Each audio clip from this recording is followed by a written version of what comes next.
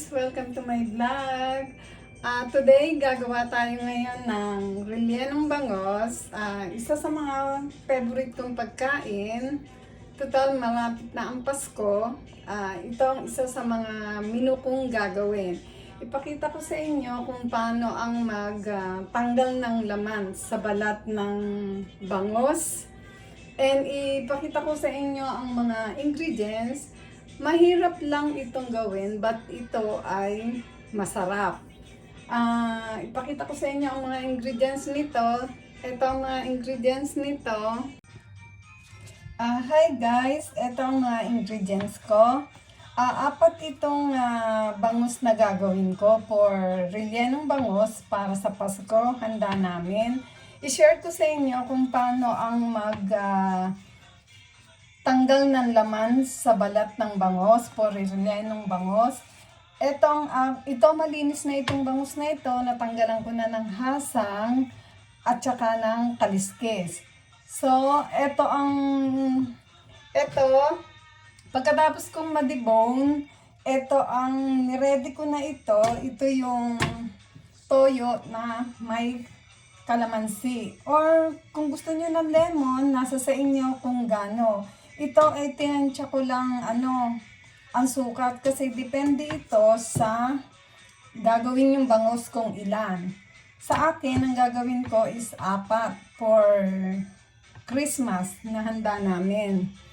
So, ito ang aking ginamit. Itong calamansi juice. Dito kasi sa Canada, ito meron ng ganitong ready-made na calamansi. Made in Philippines ito. Tapos, ito ang ginamit kong soy sauce. Light lang ang ginamit ko para less ang sodium niya, para hindi siya masyadong maalat. Kung gusto niyo ng calamansi, ay ng lemon, ito ang lemon.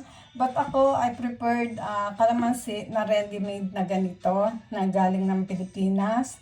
So, umpisahan ito, 4 na bangus to. Umpisahan na natin kung paano ang mag-debone. Ituro ko sa inyo yung aking style ng pag-debone. Okay, umpisahan na natin to. Sandali, pakita ko sa inyo. Ito yung bangus na i-debone ko. Gumagamit ako ng spatula. Ito siya. Kahit saan naman mabibili mo ito, but mas preferred ako itong spatula lang ito. Bago natin i-debone, dito sa may puno ng bangus, meron dito na yung pinakabuto, iganon nyo. Putulin nyo. Tapos dito sa may buntot, meron din buto dito. Kailangan i-click nyo ganon para maputol siya dito. Tapos, ang pag-debone nito, ipinapasok ko siya din Eto, ganito. Ayan. Iyaano ko siyang ganyan. Tapos, diretsong ganito. Ayan po. Ganyan. Then, ito. Diretso lang siyang ganyan. But ingatan nyo na huwag masisira yung balat ng bangos.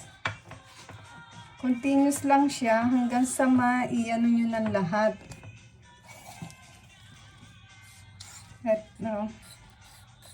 Yan. Ingat lang sa para hindi siya masira yung kanyang balat. Masarap ang bangos, kaya lang mahirap siyang gawin. But tsaga-tsaga lang. Ako nga hindi ako marunong magganito, pero pinag-aralan ko siya kasi paborito ko ang rellenong bangos. Ito, ingat lang. So, na nating lahat.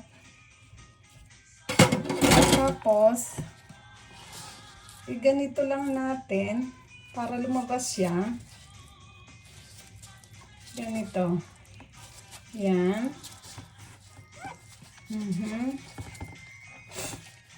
Yan. Ingat lang, ganito. Ito.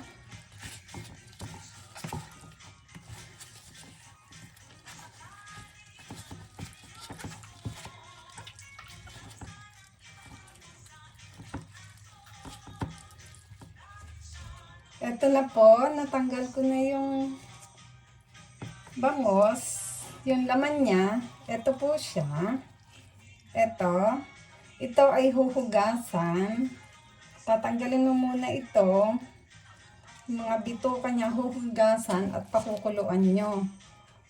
Tapos, ito yung balat ng bangos. Huhugasan natin siya. At saka, yung kalamansi juice. Pakita ko po sa inyo. Ito na, huhugasan natin yung bangos. Ito siya. Tingnan, make sure no, wala siyang mga tinik dito. Check yung mabuti. Sa mga ganito. Maliliit lang naman yung maiiwan, pero madali naman siyang matanggal. Ito, ganito.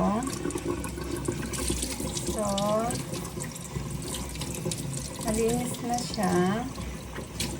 Ito.